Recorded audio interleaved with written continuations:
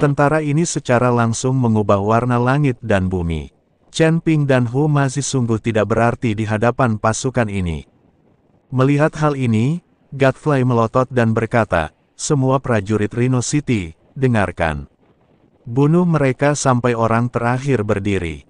Mustahil bagi Godfrey untuk menyaksikan Chen Ping dan Hu Mazi berhadapan dengan puluhan ribu pasukan di kota Feihu. Itu tidak mungkin. Begitu si Godfrey selesai bicara, seluruh prajurit kota Badak yang selamat menyerbu maju sambil meraung. Semangat juang mereka dihidupkan kembali oleh Chen Ping. Berjuang sampai orang terakhir berdiri. Inilah semangat setiap prajurit. Membunuh. Raungan yang tak terhitung jumlahnya bergema di angkasa. Feng Xian dan Bai Yi saling berpandangan, lalu melambaikan senjata mereka, bunuh. Keributan terjadi lagi. Pada saat ini, Huo Zhao di aula istana ke-8 memiliki ekspresi yang sangat muram di wajahnya, karena dia menyadari bahwa pria berpakaian hitam yang dia kirim telah mati. Ahli macam apa dia di Rhino City? Bahkan Shadow sudah mati. Huo Zhao berkata dengan wajah tercengang. "Kepala istana, bagaimana kalau aku mengajak beberapa orang untuk melihatnya?" Kata sang tetua agung. "Tidak perlu. Kau bawa orang-orang ke benua Changsuan dan pastikan untuk menyelamatkan sang pangeran. Selain itu, perbaiki seluruh benua Changsuan," kata Huo Zhao. Setelah berkata demikian, Huo Zhao melambaikan tangannya pelan, lalu muncullah seorang lelaki tua berjubah abu-abu.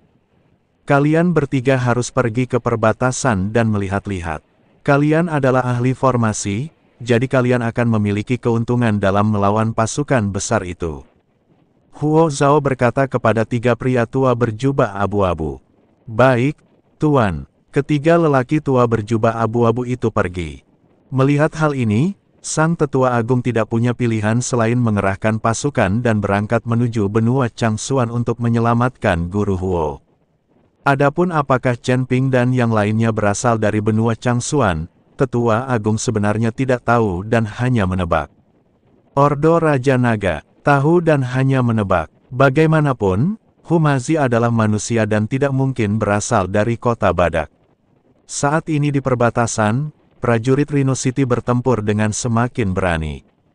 Pada saat yang sama, Chen Ping berubah menjadi aliran cahaya, memegang pedang pembunuh naga, dan terus membunuh prajurit elit kota Feihu. Hu Mazi merapal mantra, dan prajurit dari kota harimau terbang satu demi satu tewas akibat mantra tersebut. Jie Zong bersembunyi di belakang, terus-menerus memperbaiki tubuhnya, wajahnya penuh kekhawatiran dan harapan. Dia sekarang berharap istana ke-8 dapat mengirim seseorang ke sana, dan tidak mengirim orang-orang sampah seperti yang baru saja dilakukannya. Percuma saja, mereka akan langsung dibunuh saat datang. Tepat pada saat itu, tiga lelaki tua berjubah abu-abu tiba, masing-masing memegang tongkat hitam di tangannya.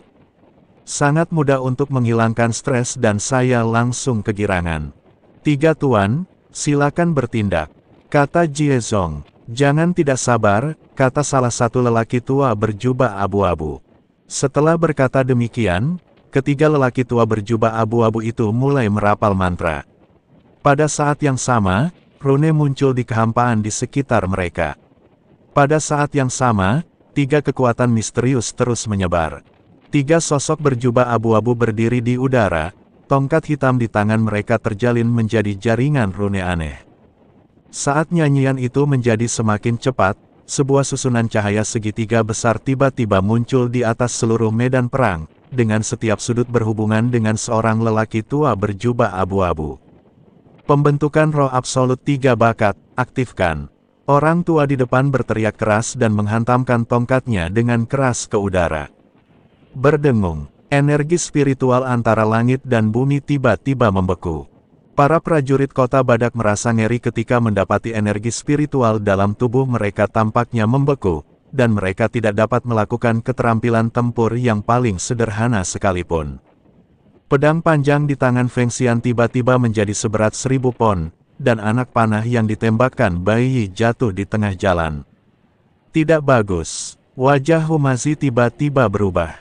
Tepat saat dia hendak memberi isyarat, dia mendapati jimat itu menghilang ke udara segera setelah terbentuk.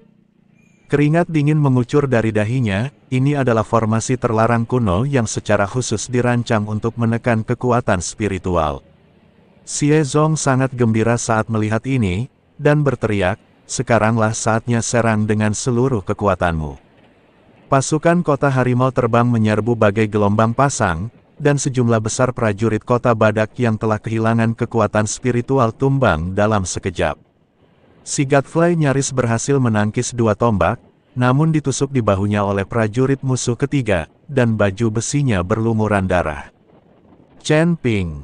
Hu Mazi berteriak dengan mendesak, "Formasi ini. Itu hanya hal sepele." Chen Ping mencibir, dan pedang pembunuh naga tiba-tiba mengeluarkan raungan naga yang jelas. Dia mengarahkan pedangnya ke langit, lalu 9 bayangan pedang emas muncul di sekelilingnya, hancurkan formasi.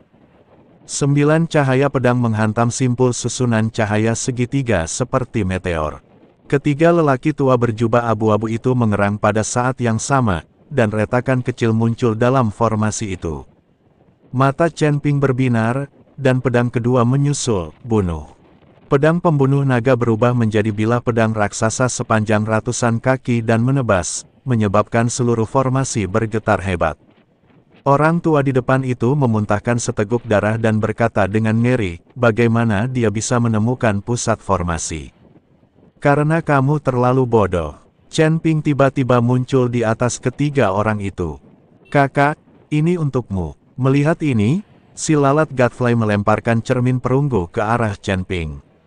Ini adalah cermin perunggu di rumah Godfrey, digunakan untuk melihat pemandangan di api penyucian. Chen Ping mengambil cermin perunggu dan menyorotkannya ke arah ketiga lelaki tua itu. Cermin itu memantulkan wajah panik ketiga lelaki tua itu. Dia berkata dengan lembut, "Sekarang, giliranku untuk berada di lapangan utama." Teknik langit ilusi berjuta-juta. Cermin perunggu itu memancarkan cahaya putih yang menyilaukan, dan ketiga lelaki tua itu tanpa sadar menutup mata mereka. Saat aku membuka mataku lagi, medan perang di sekelilingku telah menghilang, digantikan oleh kabut yang tak berujung. Ilusi. Orang tua di sebelah kiri mencibir, "Hanya ilusi." Sebelum dia bisa menyelesaikan kata-katanya, lengan pucat yang tak terhitung jumlahnya tiba-tiba terentang dari kabut dan menyeretnya ke dalam jurang. Di tengah teriakan melengking itu, 2 orang lainnya merasa ngeri. Di dunia nyata, 3 lelaki tua berjubah abu-abu tiba-tiba membeku di tempat, dengan ekspresi ketakutan, kegembiraan, dan kesakitan muncul bergantian di wajah mereka. Tongkat mereka terlepas dari tangan mereka dan tirai cahaya formasi itu pecah seperti kaca. "Tidak, jangan datang ke sini." Salah satu dari mereka tiba-tiba berlutut di tanah dengan kepala di tangannya, melambaikan tangannya dengan liar ke udara, "Aku tidak membunuh kakak. Tuan memaksaku untuk melakukannya." Yang satunya lagi mengusap kekosongan itu dengan obsesif, bergumam, "Adik perempuan, Ahimya, kau setuju untuk menemuiku?" Tiba-tiba ekspresinya berubah. Apakah bayi kakak senior ada di dalam perutmu?" Orang tua yang paling tua adalah yang paling menakutkan. Dia merobek jubahnya, memperlihatkan tanda kutukan yang tebal di dadanya, lalu berlutut di tanah dan bersujud, "Tuan, tolong ampuni nyawaku. Aku tidak akan pernah berani mempelajari teknik terlarang secara diam-diam lagi."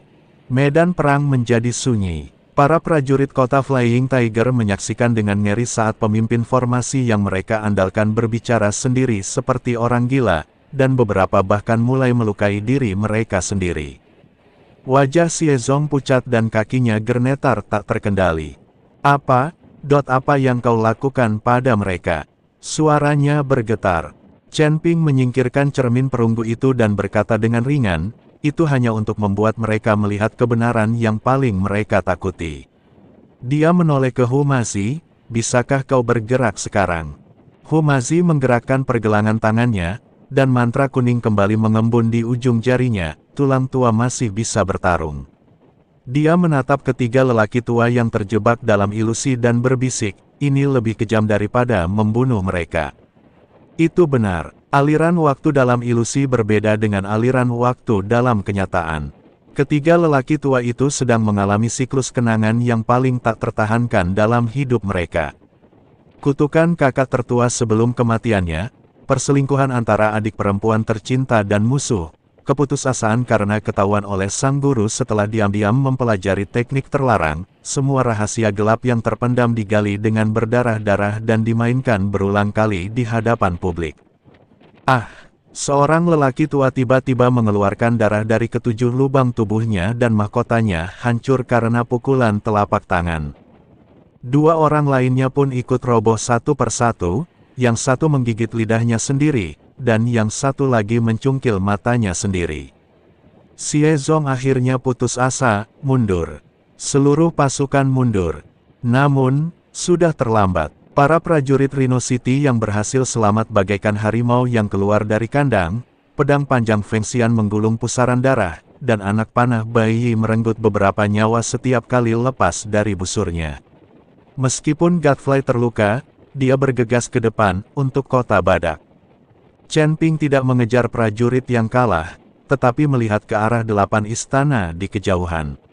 Pedang pembunuh naga merasakan keinginan tuannya untuk bertarung dan memancarkan getaran berdegung. Hu Mazi mendekat dan mengikuti tatapannya, menunggu ikan yang lebih besar. Istana ke-8 tidak akan hanya mengirim orang-orang yang tidak berguna ini. Chen Ping menyimpan pedangnya, tapi sebelum itu, dia tiba-tiba berbalik, mengarahkan ujung pedangnya ke suatu kekosongan. Apakah kamu sudah cukup melihat? Riak muncul di angkasa, dan sesosok yang mengenakan topeng perunggu perlahan muncul. Berbeda dengan lelaki berpakaian hitam sebelumnya, lelaki ini memiliki 8 lempengan giok yang tergantung di pinggangnya, yang masing-masing diukir dengan pola binatang buas yang berbeda. Utusan patroli kuil, pupil mata Feng Xian mengecil, dan dia berbisik kepada Chen Ping, "Kakak, ini benar-benar merepotkan." Pria bertopeng itu tidak langsung menyerang, tetapi pertama-tama melirik ketiga tetua berjubah abu-abu yang sudah mati, dan berkata dengan suara serak seperti gesekan logam, "Sungguh teknik ilusi yang luar biasa. Dari siapa kamu mempelajari teknik ini?" Chen Ping tidak menjawab tetapi bertanya, "Apa hubungannya denganmu?" Udara langsung membeku. Pria bertopeng itu memancarkan tekanan yang mengerikan, dan 8 kartu giok menyala pada saat yang sama. "Itu kamu. Aku tidak menyangka bahwa aku, seorang inspektur istana ke-8, akan bertemu dengan musuh kuil kita. Namamu Chen Ping, dan istana ke-9 dan ke-10 kita semuanya dihancurkan olehmu, kan?" "Ya, ini aku, kakekmu." Chen Ping mengangguk. Bagaimanapun, sudah sampai pada titik ini, dan Chen Ping sudah mengambil keputusan. Karena dia sudah ketahuan, dia akan mengakuinya dengan murah hati. Pria bertopeng itu perlahan menarik cambuk tulang dari pinggangnya dan berkata, "Aku akan menarik jiwamu dan menggantungnya di lampu jiwa di kuil agar menyala selama 100 tahun." Hu Mazi hendak melangkah maju, tetapi dihentikan oleh Chen Ping, "Kamu tidak bisa menangani ini." Dia berkata dengan lembut, "Bawa semua orang pergi, jangan berkelahi." Chen Ping tidak tahu seberapa hebat inspektur ini, namun kekuatannya jelas tidak rendah. Dia mungkin lebih kuat dari Huo Zhao, Master Istana ke-8. Selain itu, tidak diketahui apakah ada orang lain dari kuil di sini, jadi Chen Ping hanya bisa membiarkan Hu Mazi dan yang lainnya mundur terlebih dahulu. Ketika saatnya tiba dan Anda benar-benar bukan tandingan lawan, Anda masih dapat menemukan kesempatan untuk melarikan diri. Jika Anda tidak bisa mengalahkan mereka, melarikan diri pun tak apa. Pria bertopeng itu menyeringai, "Tidak seorang pun bisa pergi." Cambuk tulang itu tiba-tiba memanjang 100 kaki dan melilit leher Hu Mazi seperti makhluk hidup. Namun bayangan cambuk itu terpotong di tengah jalan oleh cahaya pedang kemasan. Chen Ping sudah berdiri di udara tanpa tahu kapan, dan bayangan naga emas besar muncul di belakangnya, "Lawanmu adalah aku." Pria bertopeng itu akhirnya berkata dengan serius, "Naga emas. Apakah kamu dari klan naga?" Dia melepas topengnya, memperlihatkan wajahnya yang penuh dengan tanda kutukan, "Kalau begitu aku tidak bisa membiarkanmu hidup." Pola kutukan itu menggeliat seperti cacing tanah dan menutupi seluruh tubuh dalam sekejap mata. Tubuhnya mulai berubah bentuk, tumbuh sisik dan taji tulang, dan akhirnya berubah menjadi monster setengah manusia setengah naga. 8 lempengan giok menyatu ke dalam tubuhnya, membentuk pelindung tulang yang dahsyat di persendiannya. Transformasi naga ilahi. Feng Xian berteriak kaget, "Saudaraku, hati-hati. Ini adalah keterampilan ilahi kuno dari klan dewa." Pria bertopeng yang berubah menjadi naga meraung ke langit, dan gelombang suara menyebabkan bebatuan dalam radius 10 mil runtuh. Dia mengayunkan cakarnya yang tajam, dan 5 sinar hitam merobek ruang dan langsung menuju tenggorokan Chen Ping. Chen Ping tidak menghindar atau menghindar, dan pedang pembunuh naga tiba-tiba terbelah menjadi ribuan dan mengalir turun bagai hujan badai.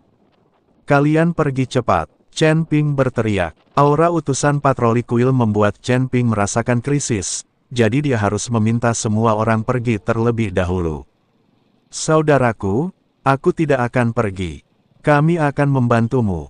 Si Godfly dan si Gila Abadi ingin membantu Chen Ping. "Menantu laki-lakiku tersayang, aku juga tidak akan pergi. Bai Yi pun tidak pergi." "Chen Ping, aku tidak bisa pergi lagi," kata Humasi. "Persetan, keluar dari sini sekarang. Kalau kau tetap di sini, kau akan jadi beban bagiku." Chen Ping hanya bisa mengutuk. Tetapi apa yang dikatakan Chen Ping adalah kebenaran. Jika mereka tetap tinggal, Chen Ping masih memiliki energi untuk melindungi mereka. Sekalipun sekarang dia bukan tandingan lawannya, dia masih bisa melarikan diri.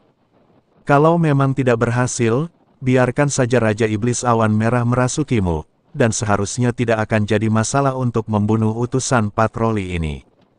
Tetapi jika yang lainnya tetap tinggal dan dikontrol oleh inspektur, Chen Ping akan berada dalam dilema. Ketika semua orang mendengar Chen Ping mengatakan ini, mereka semua tercengang. Akhirnya, Humasi melambaikan tangannya dan berkata, "Mundurlah, jangan jadi beban bagi Chen Ping." Semua orang mulai mundur, dan Xie Zong, bersama para prajurit dari kota Feihu, berhasil lolos dari bencana dan bisa bernapas lega. Akan tetapi, mereka juga menderita kerugian besar, dengan kurang dari pasukan mereka teratas.